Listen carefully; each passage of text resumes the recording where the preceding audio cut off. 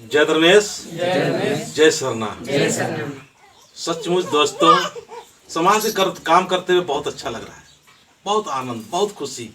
और समाज और धर्म के जो भाई बहन जिस तरह से आज प्यार हमें दे रहे हैं और प्रशंसा के साथ साथ आज हमारे पास में एक नन्हा कलाकार जो हमारे बहन लोगों को अपने मांदर की धुन से धर्म की राह दिखा रहे हैं।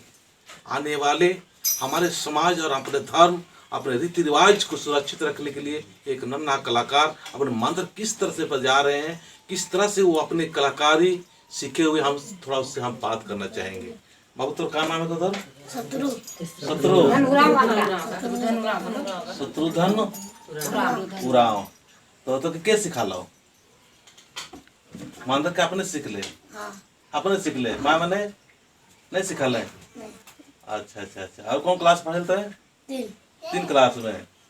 और मतलब तो बाप का काम हमें कहो और माँ घर।